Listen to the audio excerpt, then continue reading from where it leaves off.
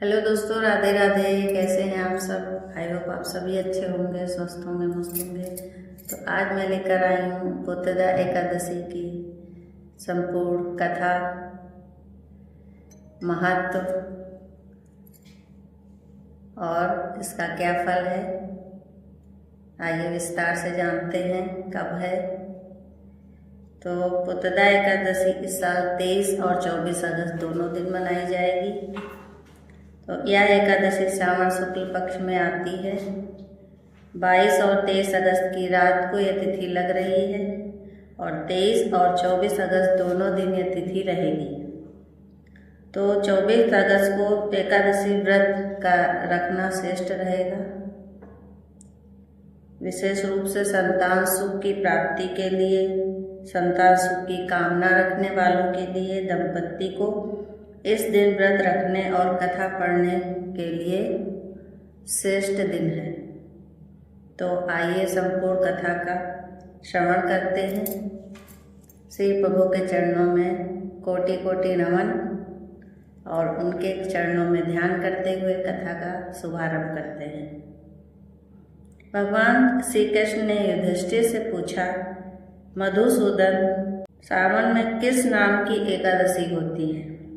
कृपया उसका वर्णन कीजिए और उसका महत्व बताइए। तो श्री कृष्ण बोले, भगवान श्री कृष्ण बोले, सावन में पुत्रदा एकादशी आती है। यह संतान देने वाली होती है। इस एकादशी की एक कहानी है। बहुत पहले की बात है। द्वापर युग में महस्पतिपुर में राजा महीजित अपने राज्य का पालन करते थे, किंतु उनके कोई पुत्र नहीं था। इसीलिए वह राज्य के राजा होते हुए भी सुख ही नहीं महसूस करते थे। अपनी अवस्था अधिक देखकर राजा को बड़ी चिंता हुई। उन्होंने कहा, इस जन्म में मुझे से कोई पाप नहीं हुआ। मैंने कभी किसी से बेईमानी नहीं की, किसी का धन नहीं लिया, किसी से अन्याय नहीं किया है।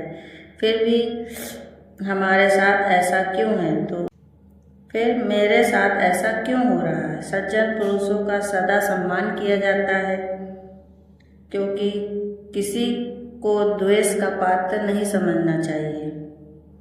फिर भी क्या कारण है कि मेरे साथ मेरे घर में आज तक संतानपन नहीं हुआ? राजा ने जब ये बात अपनी प्रजा और पुरोहितों के सामने रखी तो सभी लोग इधर उधर घूमकर ऋषि सेवित आश्रमों की तलाश करने लगे। मतलब जहाँ पर संत मुनि जन रहते थे वहाँ की तलाश करने लगे। इतने में ही उन्हें मुनि श्रेष्ठ लोमस का दर्शन हुआ। लोमस जी धर्म के तत्वज्ञ, संपूर्ण शास्त्रों के विशिष्ट विद्वान थे, दीर्घायु और महात्मा थे। उनका शरीर लोम से भरा हुआ था। ब्रह्मा जी के समान तेजस्वी थे। वे महामुनि तीनों कालों की बातें जानते थे। उन्हें देखकर सब लोगों को लगा कि जरूर राजा की परेशानी का हल लोमस जी के पास है, वो जरूर बताएंगे कैसा है।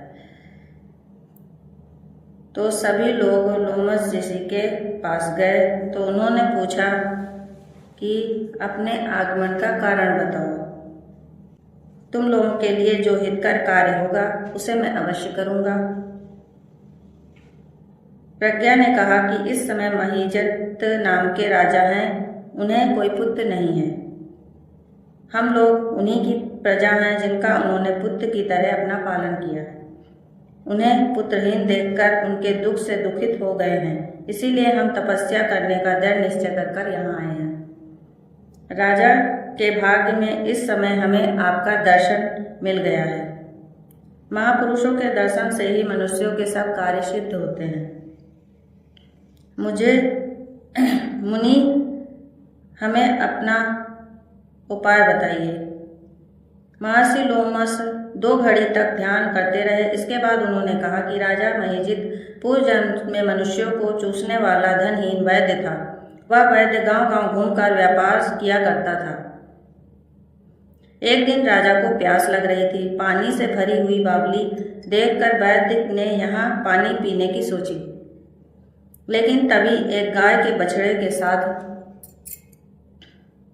प्यास से व्याकुल और ताप से पीड़ित थी। अतः बावली में जाकर जल पीने लगे। वैद्य ने पानी पीती हुई गाय को हाँक कर दूर हटा दिया और स्वयं पानी पिया। उसी पाप कर्म के कारण राजा इस समय पुत्रहीन हुए हैं। किसी जन्म के पुण्य से इन्हें अकंटक राज्य की प्राप्ति हुई है। मुनि ने कहा, पुराण में सुना जाता है कि प्रायश्चित रूप पुण्य के पाप नष्ट हो जाते हैं। अतः पुण्य का उपदेश कीजिए जिससे उनका पाप का नाश हो जाए। लोमस जी बोले, श्रावण मास के शुक्ल पक्ष में जो एकादशी होती है वह पुत्रदा के नाम से विख्यात है। वह मनोवांछित फल प्रदान करने वाली है। तुम लोग उसी का व्रत करो। यह सुनकर प्रज्ञाओं ने मुनि को नमस्कार किया और नगर में आकर विधि पूर्वक पुत्रदा एकादशी का व्रत किया और उसका अनुष्ठान किया। उन्होंने विधि पूर्वक जागरण भी किया और उसका निर्मल पुण्य राजा को दे दिया। इसी के बाद राजा ने देखा रानी गर्भ धारण किया है और प्रसव का समय आने पर बलवान पुत्र को जन्म भी दिया। रत्नी ने कहा जाता है कि जो भी इस एकादशी का महात्म सुनता है वो पाप से मुक्त हो जाता है और इहलोक में सुख भोग कर परलोक में स्वर्ग की गति को प्राप्त होता है। जय जय श्री राधे। अगर आपको एक पुत्रदा एकादशी की कथा का श्रवण किया है और ये वीडियो अच्छा लगे तो लाइक कमेंट शेयर करें, पेज को फॉलो करें और यूट्यूब पे देख रहे हैं तो सब्सक्राइब करें। Thank you.